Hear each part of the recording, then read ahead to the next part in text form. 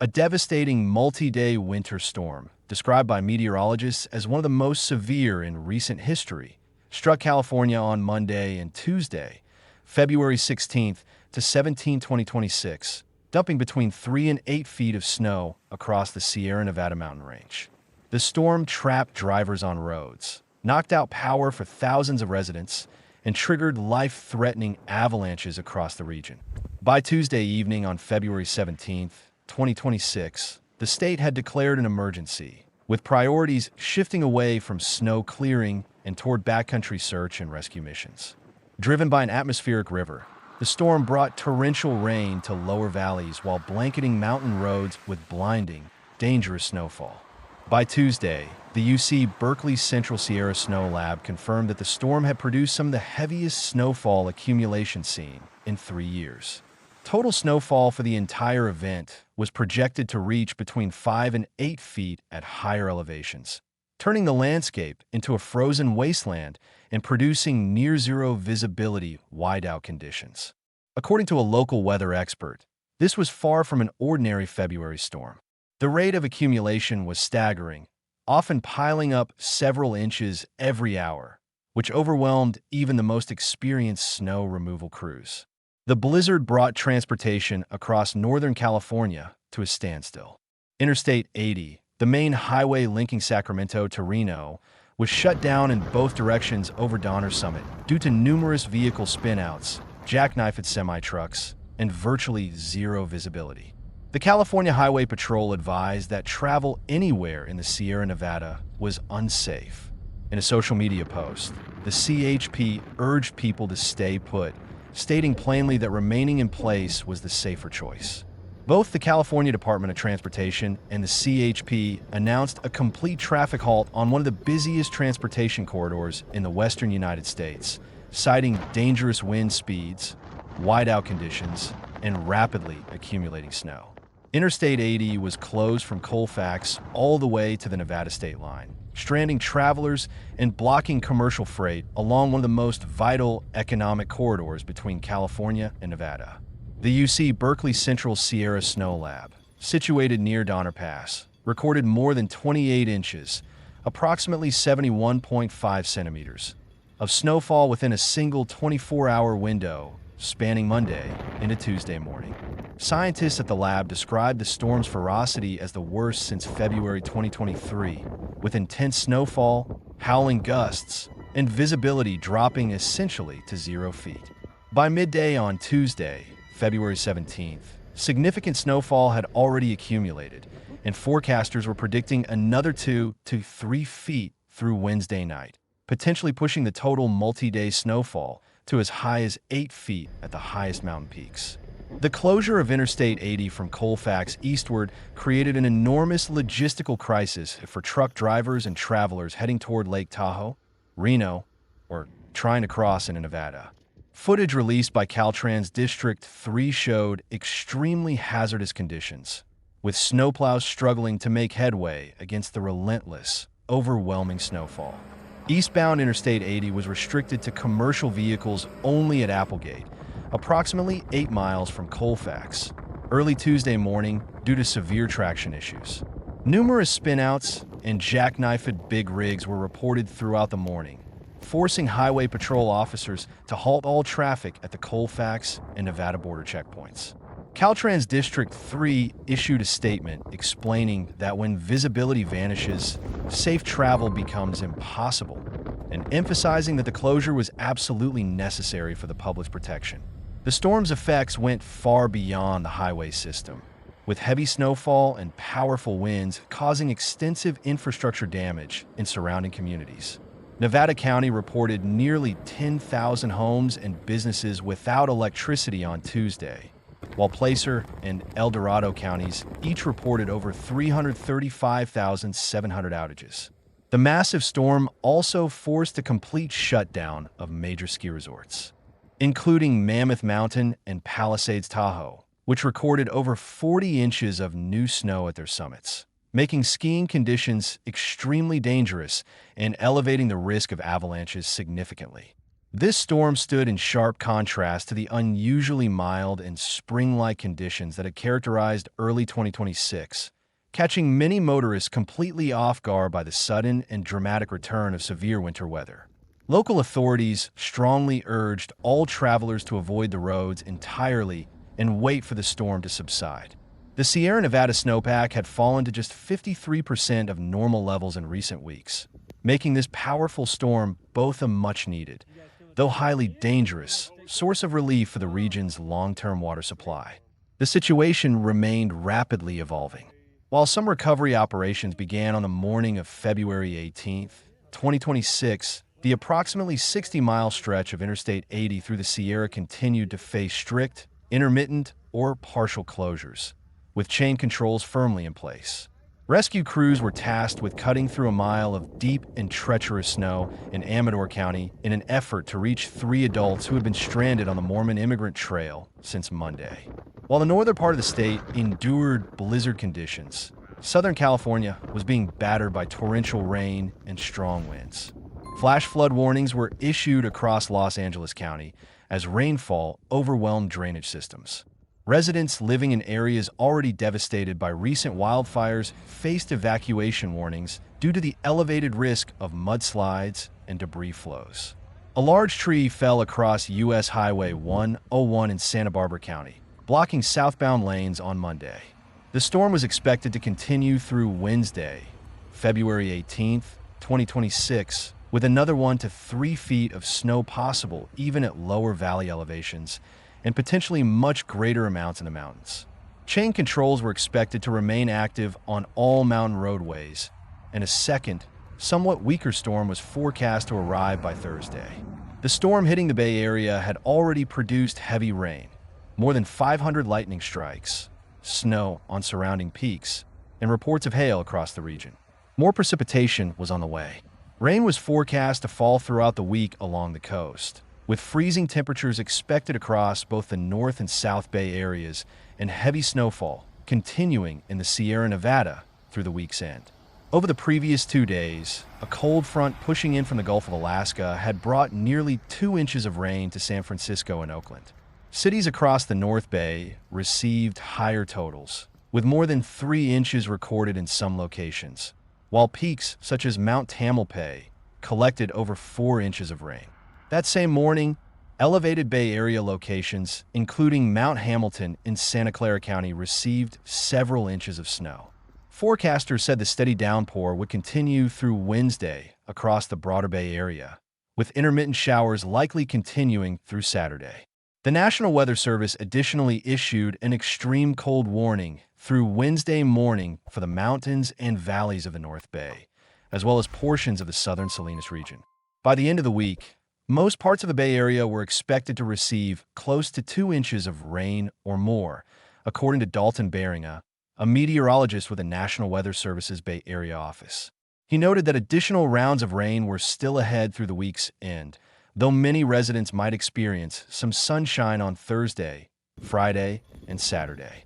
After a relatively calm weekend, however, Beringa warned residents to prepare for déjà vu conditions beginning Sunday and extending into the following week, as another round of storms moved southward into the region. Flooding had been minimal up to that point, he said, but the coming week could present a more serious situation. Beringa explained that some areas that had already absorbed significant rainfall that week might begin experiencing compounding flood impacts. He did not anticipate large-scale river flooding, noting that waterways throughout the region were in reasonably good condition to handle additional runoff. Any flooding that did occur, he said, would likely be localized in urban zones and along smaller streams across the Sierra Nevada. Forecasters reported that ski resorts had already recorded between 1 and 2 feet of new snow, with Lake Tahoe receiving around 12 inches. According to Eden Lindeman, a National Weather Service meteorologist based in Reno, the storm was just beginning. He told KQED that it was a truly powerful winter storm, and that because the preceding period had been so quiet, some people may have been caught off guard. Forecasters noted that snow levels could drop as low as 1,000 feet at times, with more than 4 feet of snow expected to fall at elevations of 3,500 feet and above. Up to 8 feet of snow was possible on the highest mountain peaks. Dari Anderson, a meteorologist with the National Weather Service's Sacramento office, strongly discouraged anyone from traveling into the mountains over the next several days. He described conditions as dangerous to near impossible for mountain travel, with chain controls and road closures in effect, along with severely limited visibility and near whiteout conditions caused by the combined effect of heavy snowfall and powerful winds. Despite the hazardous conditions, the anticipated snowfall was expected to provide a meaningful boost to California's snowpack, which is critical for replenishing the state's water supplies and was already approaching the seasonal average by that point in winter. Andrew Schwartz, director of the UC Berkeley Central Sierra Snow Lab, explained that the weak storm would push the state's frozen mountain reservoir in the right direction toward an average snowpack year. He cautioned, however, that this would not be a one-and-done situation. Multiple additional storms would be needed to reach or exceed average snowpack levels, but acknowledged that the current storm was definitely a step in the right direction. Schwartz characterized the approaching weather systems as smaller snow producers, though he noted that wasn't necessarily a bad thing.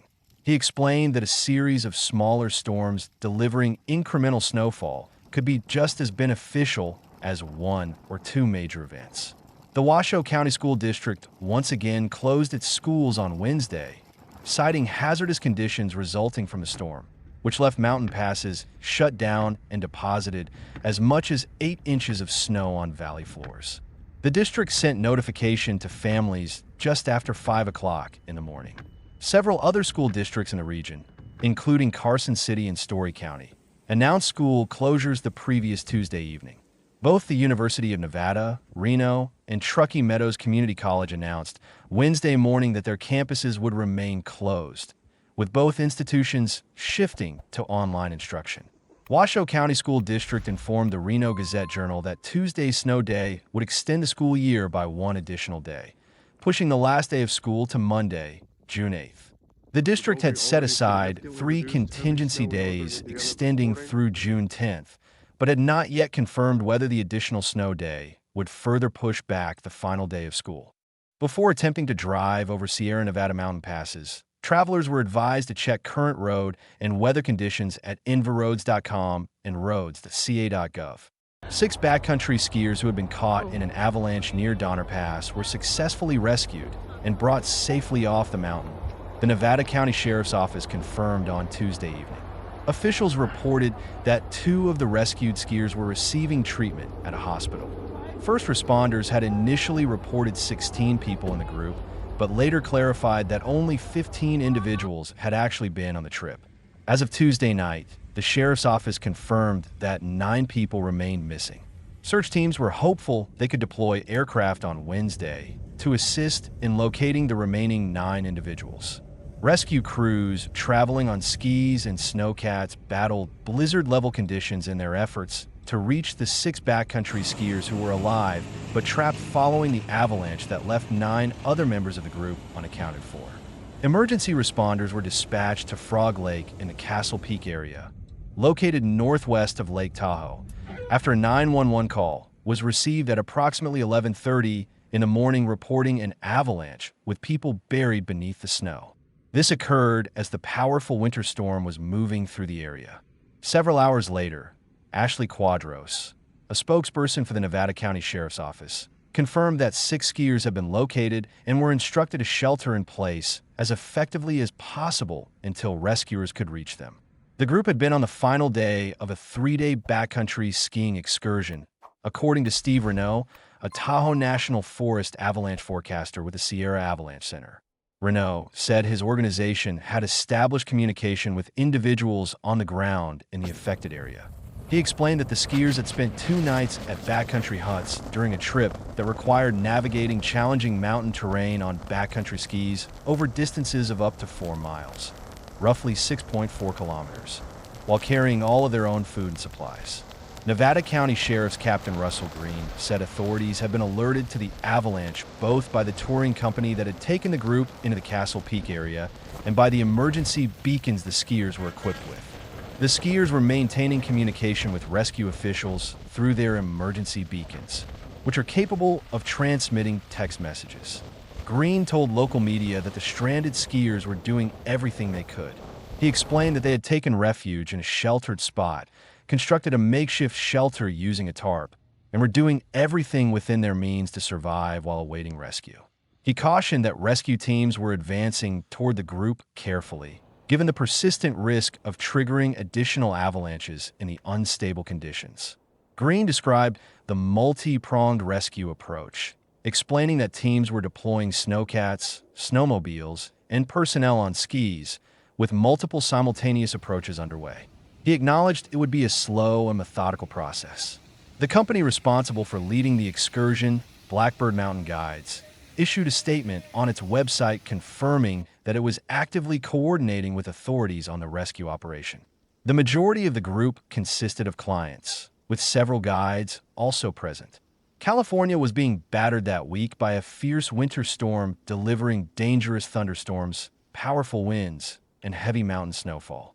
Brandon Schwartz, lead avalanche forecaster for the Tahoe National Forest at the Sierra Avalanche Center based in Truckee, stated that conditions in the backcountry were particularly dangerous given that the storm was at its peak intensity. The center had issued an avalanche warning for the central Sierra Nevada region, including the greater Lake Tahoe area, beginning at 5 o'clock in the morning on Tuesday, with the expectation of large avalanche slides continuing through Wednesday. The hazardous conditions were the result of rapidly accumulating snowfall landing on already fragile and unstable snowpack layers, compounded by gale-force wind speeds. Several ski resorts around Lake Tahoe were either fully or partially closed as a result of the extreme weather. The resorts situated along highways had established avalanche mitigation programs in place and were considered to face a lower level of risk than open backcountry terrain, where travel in, near, or below avalanche zones was strongly discouraged by the center. Castle Peak, a 9,110-foot, or 2,777-meter, summit located in the Donner Summit area of the Sierra Nevada, is a widely popular backcountry skiing destination. Donner Summit itself, notorious for its dangerous winter conditions, takes its name from the ill-fated Donner Party, a group of westward-traveling pioneers who became snowbound there during the winter of 1846 to 1847 and were ultimately forced to resort to cannibalism to survive. Avalanche safety training, including assessment and rescue techniques, along with appropriate safety equipment, is strongly recommended for anyone participating in backcountry skiing, also referred to as off-piste skiing, which appeals to those seeking to explore deep wilderness terrain well beyond the boundaries and safety systems of established ski resorts. Backcountry skis are broader, heavier, and specially designed to handle both ascending and descending ungroomed terrain, in contrast to cross-country skis, which are narrower and built for flat or groomed trail conditions. In the nearby town of Soda Springs, at least 30 inches, or 76 centimeters, of snow had fallen within the preceding 24 hours, according to Soda Springs Mountain Resort. Forecasters warned that the western slopes of the Sierra Nevada in northern Shasta County, including sections of Interstate 5 and portions of the Pacific Coast Range, could receive up to 8 feet, approximately 2.4 meters, of snow before the storm finally pushed through late on Wednesday. The storm wreaked havoc on road networks stretching from Sonoma County all the way to the Sierra Nevada. Traffic was temporarily halted in both directions on Interstate 80 near the Nevada border due to crashes and spinouts. The California Department of Transportation had previously reported in January that an avalanche in the same general area had buried a snowmobiler and taken his life. Authorities noted that between 25 and 30 people die in avalanches across the United States each winter, according to the National Avalanche Center. Meanwhile, the largest snowstorm of the winter season continued to pile snow onto Reno. As snow built up on driveways and neighborhood streets throughout the city, many residents found themselves wondering when snowplows would make it to their area. Whether any given street gets cleared depends largely on where it is located and which government agency is responsible for maintaining it. Both the Nevada Department of Transportation and Washoe County operate online tracking systems, allowing residents to monitor the real-time locations of snowplows. The city of Reno also provides guides indicating which routes receive priority treatment. Here is how northern Nevada residents can estimate when a snowplow might reach their neighborhood. Residents can track Interstate snowplows by visiting enviroads.com and selecting the snowplow tracking option on the right-hand side of the website. By double-clicking on any snowplow icon, users can view the recent path that vehicle has taken.